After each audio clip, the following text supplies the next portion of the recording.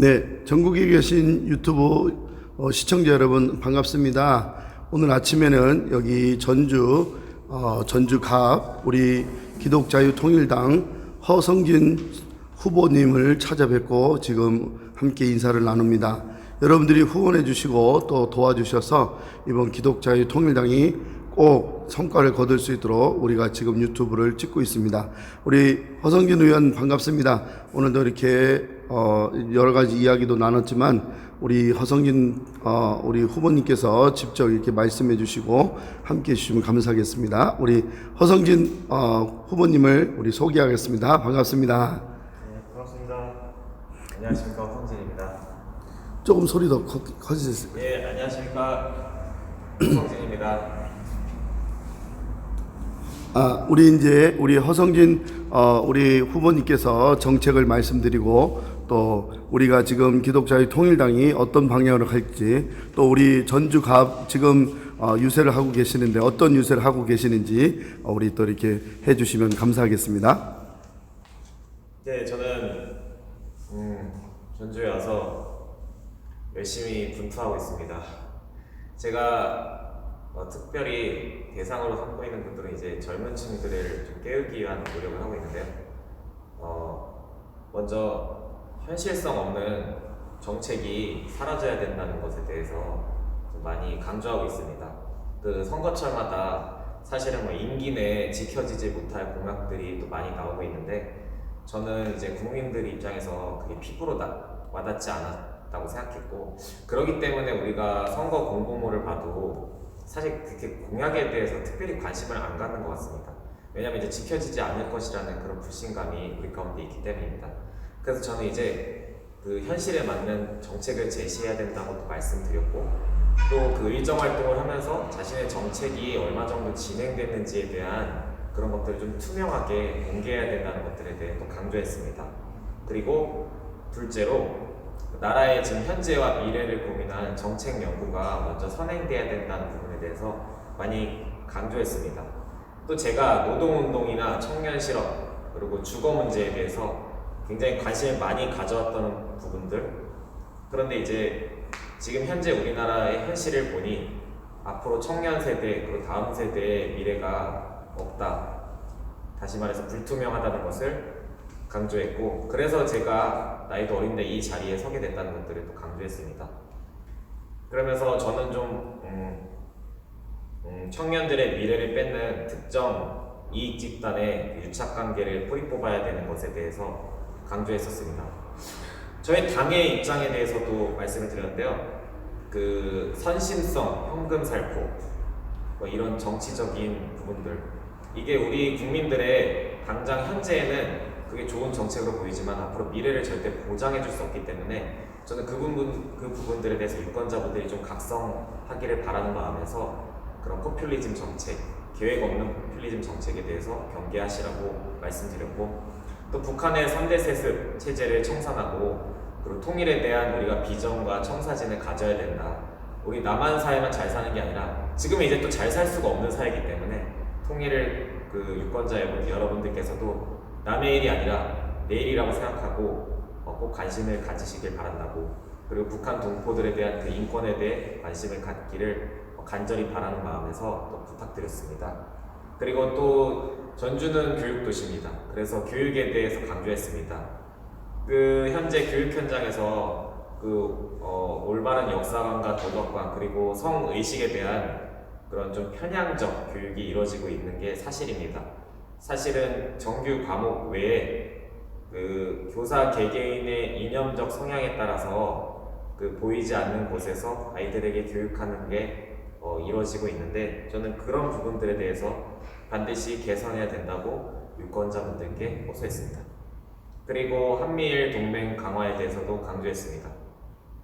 그 우리나라에서 반일 감정 또 반미 감정 그런 것들이 이제 부추기는 그런 여론들이 있는데 사실은 개개인의 그 역사 그리고 과거 역사에서 사실 풀어야 될 부분들은 반드시 풀어야 된다고 생각합니다. 그리고 해결해야 할 부분은 해결해야 된다고 생각하면서도 또 우리가 미래지향적으로 국제관계학적으로 봤을 때 대한민국 우리의 조국이 잘 사는 방향 그리고 최고의 인류 국가로 거듭나기 위한 방안에서는 그 한미일 동맹이 정말 중요하다는 것을 강조했습니다. 그리고 저는 아까 말씀드렸듯이 노동운동 관련 이야기를 했기 때문에 그 청년 일자리가 지금 전주에는 사실 굉장히 필요합니다. 전주에 보니까 청년들이 있는데 주로 공공기관에서 많이 일하거나 이제 그런 청년들을 봤었습니다. 아니면은 주변에 있는 도시로 출퇴근할 청년들을 봤는데 저는 오히려 자신이 고향인 그 터전에서 자리 잡고 그 미래를 이렇게 향해 살아가는 게 맞다고 생각했었고, 그 호남 전체나 그 전주를 비롯해서 반기업 정서가 해소돼야 된다는 부분에 대해서 강조했었습니다. 그러니까 기업이 자유롭게 활동하지 못하면은 지역의 인구가 유입될 수도 없고, 따라서 그 발전을 기대할 수 없기 때문에 앞으로 전주가 살아가야 될 길이 바로 이것이다 라고 강조했습니다. 물론 기업이 들어옴으로 인해서 부작용도 있고 폐해에 대해서 걱정하시는 분들도 있지만, 그것에 대한 보완 정책은 우리가 반드시 연구해야 된다, 그 부분들을 강조했고, 그리고 노조 전체, 노조 본연의 임무에 대한 것도 강조했습니다. 노조는 대다수의 권익을 존중받지 못하는 근로자들을 위해서 일해야 되는데, 일부 특정 그 이익 집단의 그 행태 때문에 그 청년들의 그 일자리가 가로막힌 사실, 2014년 그 광주형 일자리를 예로 들어서 그 현재 상황과 대비해서 그것을 유권자분들께 호소했습니다. 그리고 교육특구 시대 전주에 대해서 말씀드렸습니다. 사실 계속 평준화 정책이 이루어지고 있는데, 평준화 정책이 그 교육도시 전주의 브랜드 가치를 떨어뜨렸다고 말씀드렸고, 오히려 자사고를 폐지하는 게 아니라 그런 자사고가 10개 이상이 생겨나야지 전주가 살 수 있다는 것들 강조했고, 반대급부로 그러면은 그것은 돈이 많은 사람들만 갈 수 있냐, 그렇게 의문하실 것에 대비해서 사실 교육 바우처 제도라는 것에 대해서도 설명해 드렸습니다. 우리가 사실 우리의 세금으로 학교에다가 실제로 수업료를 내고 있습니다. 우리는 무상교육을 받는다고 생각하지만 사실 우리의 세금으로 한 천여만 원 가량 1년에 사실 세금을 내고 있었습니다. 초등학교부터. 사실 그거를 이제 그 선택권을 학생과 학부모에게 이제 드리겠다고 약속을 드렸고, 그것을 통해서 사실 학원도 살 수 있게 되고 학교도 살 수 있게 되고, 학교도 이제 경쟁력 문제를 고민하게 될 것이고, 지금처럼 그게 앞으로 대한민국의 그 미래를 이끌어갈 것이라고 말씀드렸고, 마찬가지로 아까 자사고의 그 등록금 문제도 이 부분에서 해결될 수 있다는 것을 유권자분들께 강조드렸습니다.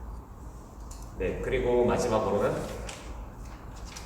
이거는 거의 대부분 후보들의 공약인데, 완주군과의 통합을 통해서 전주광역시 승격에 대한 그 청사진을 제시했습니다. 사실 완주가 전주보다는 그 기업 환경, 그 인프라가 더 잘 구축된 면이 사실 있습니다. 그런데 이제 그 완주군 자체의 여론에서 그 통합을 반기지 않는 분위기가 있고, 사실 그거는 그 여러 가지 특정 집단의 이해관계와도 맞물려 있습니다. 그래서 해결책을 제시해 드렸습니다. 전주와 통합해서 광역시로 승격됐을 때의 그 장점을 완주 국민들에게 적극 홍보하고, 그리고 완주군의 선출직 공무원 분들과 정치적 협조를 이끌어내는 그 노력이 미흡했음을 인정하고, 그 강화하고 개선하기 위한 노력이 앞으로 필요할 것이라고 그렇게 말씀드렸습니다. 네, 한 가지 더 말씀드려도 되겠습니까? 네, 사실 저는 그 전라북도는 그 하면은 그 키워드가 농민이라고 생각합니다. 농사. 그래서 그 호남 평야를 저희가 뭐든지 공업단지로는 개발하는 것은 누구나 할 수 있는 공약이라고 생각하기 때문에, 그 호남 평야를 대한민국 그 식량 자급도를 높이기 위한 전략적 농업지역으로 만들겠다는 또 공약을 세웠습니다. 정말 쉽게 말씀드리자면 그 생산과 소비에 관해서 시장에 맡기는 겁니다. 그래서 이거를 우리가 증권 정보처럼 실시간으로 확인할 수 있게 돼서, 생산자는 당연히 소득 증대를 바랄 것이며 소비자는 안정적 가격을 바라기 때문에 이 생산자와 소비자가 동시에 만족할 수 있는 농산 유통의 그 선진화 정책에 대해서 이런 공약을 세웠습니다. 네, 감사합니다. 우리가 기독자유통일당으로 이렇게 지금 후보로 나오셨는데, 자유통일당, 그러니까 기독인들이 이 일들을 해야 되는데, 전주는 좀 어떻습니까? 이게 기독인들의 어떤 퍼센트나 이런 것들이 좀 기독자유통일당에 대해서 이렇게 좀 실감하고 있는지, 아니면 좀 이렇게 많이 피부로 와닿는지, 아니면 그냥 무관심한지 좀 말씀 좀 해주시면 감사하겠습니다. 예. 전주는 사실 교회가 상당히 많습니다. 네. 그리고 기독교 역사가 굉장히 유서 깊은 곳이기도 하고 선교사님들과의 그 연관도 굉장히 깊은 도시입니다. 네. 그러니까 사실 저희가 정확히 알아야 될 부분은 저희 기독교가 한 1000여만 명 된다고 생각하시지만은 그분들에서 뭐 신앙관도 각자 다르시고 정치적 소신도 다르시고 또 그 중에 대다수는 교회가 정치적으로 어떤 관여하고 관심을 갖는 것에 대해 금기시 여기시는 분들도 굉장히 많이 계십니다. 이 전주시의 아버니 저희 기독자의 통일당에 대해서 알고 계신 분들도 계시지만 사실은 대다수 분들은 잘 모르시고 계시고 그냥 나서서 계속 알리고 있는 중입니다. 네, 그렇구나. 그 교회가 그 교회가 지금 정교 분리 원칙을 가지고 있는데, 사실 그 정교 분리 원칙은 그 국가가 교회를 탄압할 수 없고, 국가가 교회에게 세금을 올릴 수 없고, 국가에 있는 사람이 교회의 장이 될 수 없다라는 그런 정책인데, 지금은 그게 바뀌어서 교회가 정치하지 못하도록 이렇게 말을 많이 하거든요. 그런 부분에 대해서는 좀 어떻게 생각하시는지요? 네. 정교 분리에 대해서 이렇게 지금 교회가 정치하면 안 된다라는 그런 말을 많이 하거든요.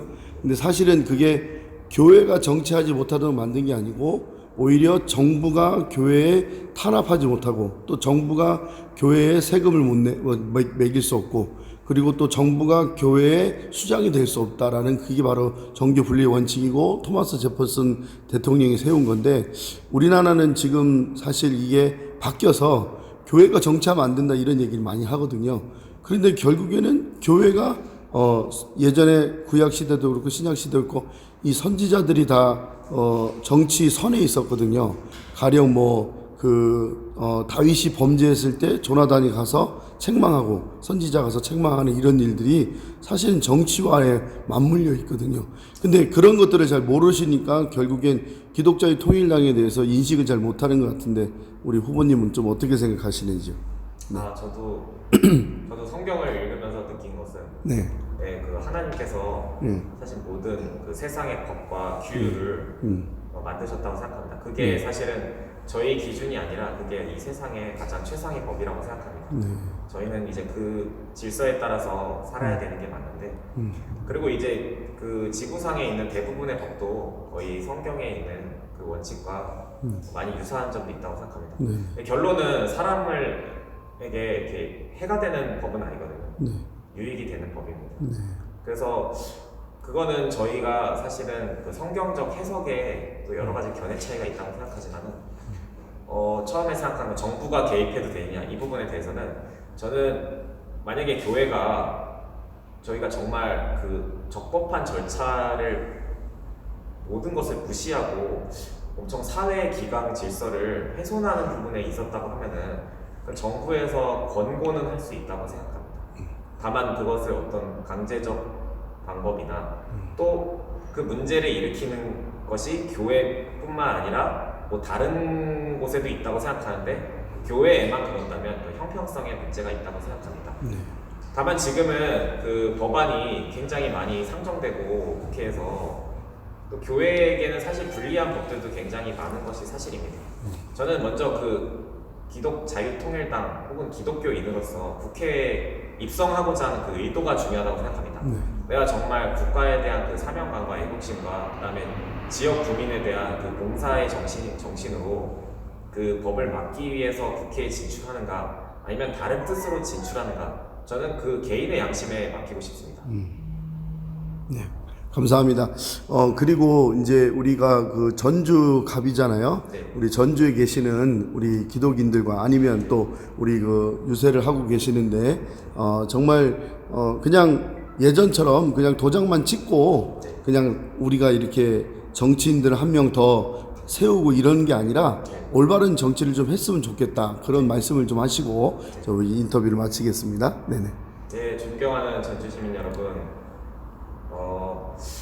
저는 다른 정치인들에 비해서는 프로 정치인은 아닙니다. 그러나 제가 대한민국의 국민으로서 한 가지 말씀드릴 수 있는 것은 정책은 여러분들의 삶과 무관하지 않습니다.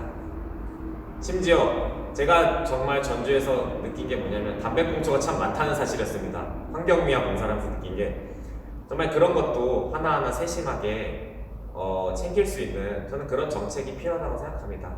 그리고 거창한 공약이 많습니다. 어떤 큰 공공기관과 단지가 생겨서 우리가 잘 살 것이다라는 공약이 있는데 저는 그냥 평범한 사람들이 진입 장벽이 없이 갈 수 있는 그런 일자리가 많이 생겨야 된다고 생각하고 그리고 내가 살고 있는 그 고향에서 그 정책 하나하나가 이루어지는 것에 피부로 느끼는 게 가장 중요하다고 생각합니다. 그래서 현실성 없는 정치는 여러분의 유권자 여러분께 정말 판단에 맡기고 그리고 앞으로는 정치 판도가 바뀌어져야 됩니다. 정치는 정치인들이 한다고 생각하지 마시고요.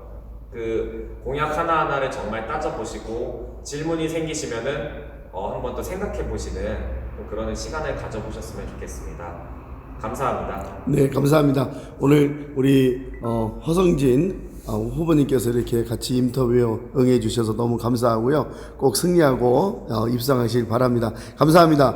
유튜브를 시청해 주신 여러분 감사합니다. 오늘도 오전에는 또 이렇게 전주갑 우리 허성진 후보님 8번입니다. 8번. 우리 또 후원해 주시고요. 우리 지지해 주시고 기독자유통일당 19번입니다. 여러분들 꼭 응원해 주시고 여러분들이 잘 판단하셔서 지금 4월 15일 총선이 정말 은혜 가운데 잘 할 수 있도록 협조해 주시고 감사합니다. 우리 또 이렇게 우리 허성진 후보님 정말 감사합니다. 사랑합니다. 감사합니다. 방송을 마치겠습니다. 네, 감사합니다.